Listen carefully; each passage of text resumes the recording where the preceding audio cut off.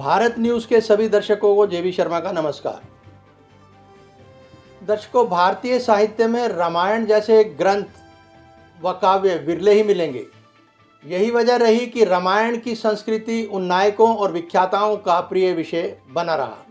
ये ठीक है कि ओम राउत, भूषण कुमार, प्रसाद सुतार और कृष्ण कुमार जैसे निर्माताओं की हाल ही में वाल्मीकि रामायण से प्रेरित होकर बनाई गई फिल्म आदि पुरुष इन दिनों खासे विवादों के घेरे में है।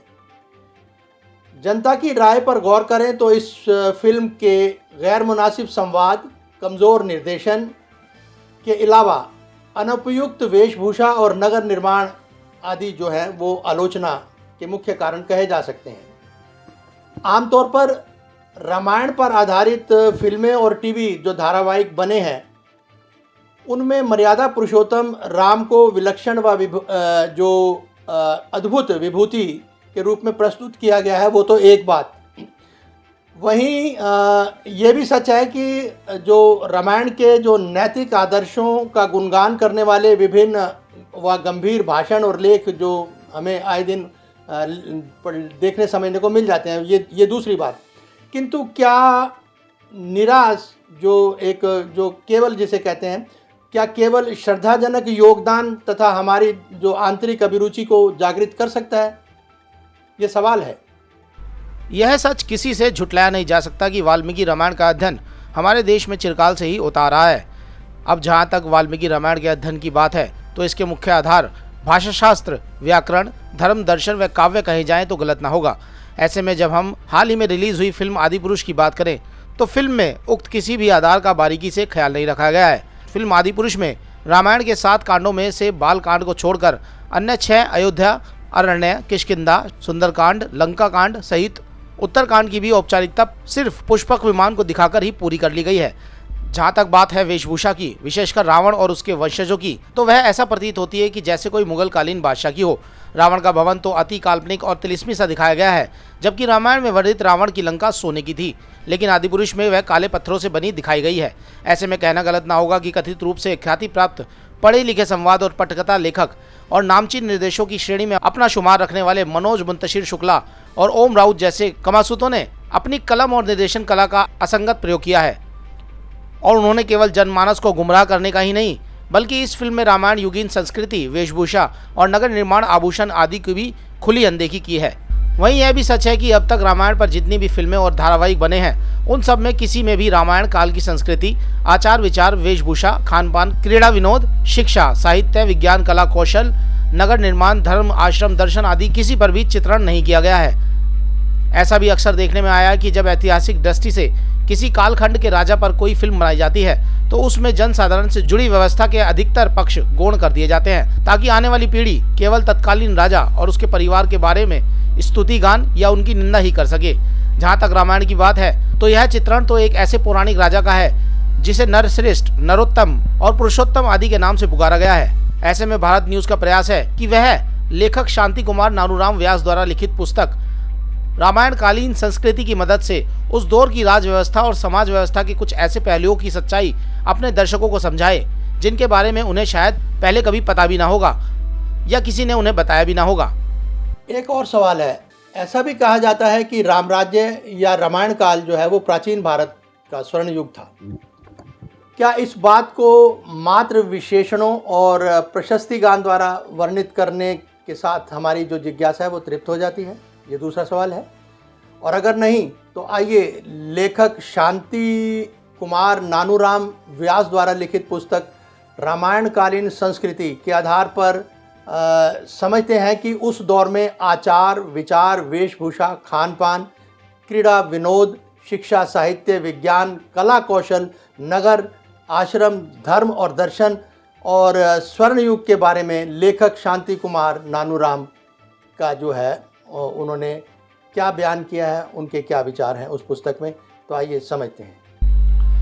कहना उचित होगा कि वाल्मीकि रामायण के सांस्कृतिक अध्ययन का केवल सैद्धांतिक या शैक्षणिक महत्व ही नहीं है बल्कि उसकी व्यवहारिक उपयोगिता भी है।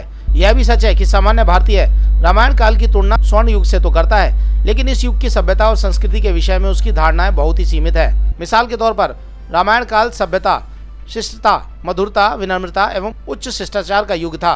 वहीं उस दौर में अगर वस्त्र उद्योग की बात करें तो वह उन्नत अवस्था की थी। साथ ही इस किताब में हमें अनगिनत वस्त्रों का उल्लेख भी मिलता है। महाराजा जनक ने अपनी पुत्रियों के विवाह पर वस्त्रों के अनेक उपहार दिए थे। ऐसा भी उल्लेख मिलता है कि भरत की सेना के स्वागत समारोह पर भारद्वाज ने वस्त्रों के ढेर लगा दिए थे और श्री राम को रेशमी कपड़े पसंद थे, जिसे कोशेय कहा जाता था, और साथ ही सीता को कोशेय वासिनी के नाम से भी पुकारा जाता है। जबकि रावण के वस्त्र उत्तम मथे हुए अमृत के झाग के समान श्वेत और मणियों से जड़ित होते थे, जबकि इसके विरुद्ध रामलीला मंचन से लेकर रामायण से जुड़े धारावाहिक या फीचर फिल्मों में रावण की भूमिका निभाने वाले व्यक्ति को काले वस्त्रों में ही दिखाया जाता रहा है। इस किताब के अनुसार उस जमाने में मुनि मृग, चर्म, पेड़ों की झाल या फिर कुछ धीर अर्थात घास के बने वस्त्र पहना करते थे। ऐसे में यह कह सकते हैं कि उस दौर में हस्तकला और कुटीर उद्योग उन्नत रहा होगा। महीन कपड़े सूक्ष्म वस्त्र, कीमती कपड़े मराह वस्त्र, जबकि नए कपड़े आहत कहलाते थे। आइए अब बात करते हैं खान पान की। तो रामायण कालीन संस्कृति के लेखक शांति कुमार नानूराम व्यास के अनुसार उस दौर में आमिष यानी मांसाहारी एवं निरामिष यानी शाकाहारी भोजन बनाने वाले और खाने वाले दोनों प्रकार के लोग हुआ करते थे। अब बात करते हैं उस दौर की शिक्षा की। कौशल राज्य में न्याय और शासन की सुव्यवस्था के कारण शैक्षणिक एवं बौद्धिक क्रियाकलाप का बाहुल्य था। विद्या अध्ययन पर ब्राह्मणों का ही एकाधिकार नहीं था, अपितु अन्य विद्वान भी उसके अधिकारी होते थे। यज्ञ संस्कार जो बालक के विद्याध्ययन का श्री गणेश करता है, 600 ईस्वी पूर्व तक प्रत्येक आर्य स्त्री पुरुष के लिए अनिवार्य था। जहाँ तक बात उस दौर के साहित्य की है तो रामायण कालीन साहित्य के अनुसार वेदों के पुरातनवाद, ब्राह्मणों के रहस्यवाद, उपनिषदों के आध्यात्मवाद और सूत्र के संक्षेपवाद के बाद लोगों में रामायण जैसे साहित्य का उल्लास देखने को मिलता है। एक ऐसा साहित्य है जिसमें सुबोध कथा, भावों की मार्मिक प्रकाशन और संगीत तीनों का सुंदर उदाहरण मिलता है। सबसे बड़ी बात यह है कि रहस्यमय शक्तियों से अपने को अभिभूत मानने वाले जनसाधारण के लिए इससे बढ़कर सुखद और प्रेरणादायक कृति और क्या रही होगी, जिसमें मनुष्य को दृष्ट और पाश्विक शक्तियों पर विजेता बनाया गया हो। कहना गलत ना होगा कि उस समय विज्ञान का भी बौद्धिक प्रवृत्तियों में प्रमुख स्थान था। बीमारियों के उपचार के लिए जड़ी बूटियों और प्रार्थना का सहारा लिया जाता था। जब इंद्रजीत और लक्ष्मण के बीच हुए युद्ध में लक्ष्मण घायल हो गए थे तो सुषेण वैद्य ने हनुमान को हिमालय से मृत संजीवनी, विशल्यकर्णी, सुवर्णकर्णी, संधानी नाम की 4 महाऔषधियों को लाने की आज्ञा दी थी। इससे साबित होता है कि उस समय वैज्ञानिक औपचारिक सिद्धांत भी प्रबल थे। आइए अब रामायण काल के नगर निर्माण के बारे में समझते हैं। जहाँ वेदों ब्राह्मण ग्रंथों की संस्कृति मूलतः जनपदीय थी, वहीं रामायण कालीन संस्कृति मुख्यतः नागरिक थी। और वाल्मीकि ने पाठकों के समक्ष उत्तरी भारत में समृद्ध नगरों की श्रृंखला का उल्लेख भी किया है। रामायण काल के प्रमुख नगर भी मजबूत चारदीवारी तथा आक्रमणों का प्रतिरोध करने की साज सज्जा से परिपूर्ण पाए जाते हैं। हालांकि रामायण का युग भौतिक वैभव और समृद्धि कला विकास का समय था, फिर भी कदम कदम पर धर्म की सत्ता प्रकट होती है। मिसाल के तौर पर राम ने अपना बाण वेदों में उल्लेखित विधि से अभिमंत्रित करके ही रावण पर चलाया था। यह सच है कि किसी भी युग या प्रदेश का मानव समाज 100% निर्दोष या निरा अच्छाइयों का पुंज हो ही नहीं सकता। ऐसे में रामायण कालीन समाज भी इसका कोई अपवाद नहीं है। फिर भी इसे दरकिनार करते हुए वाल्मीकि ने अपनी रामायण में भारतीय समाज के उत्कृष्ट एवं परम उदार स्वरूप को काव्यबद्ध किया है।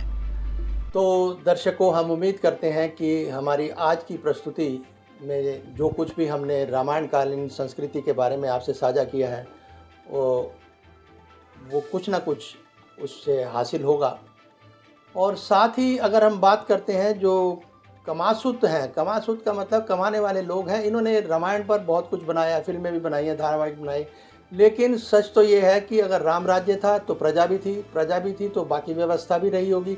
उसके बारे में आज तक किसी भी धारावाहिक या रामायण में रामायण पर बनी फिल्म किसी में वर्णित नहीं किया गया। जबकि सभी व्यवस्थाएं थी जो हमने ऊपर आपसे कहा कि कला, कौशल, धर्म, शास्त्र, दर्शन और शिक्षा, ये सब कुछ ये सब था, लेकिन सवाल है दिखाया क्यों नहीं जाता, ये हमारा सवाल है। इसी करके हम केवल आलोचना पे हमारा कोई ज़्यादा यकीन नहीं है, और कितना आप समझते हैं ये सब आप पर निर्भर करता है। नमस्कार, फिर मिलेंगे।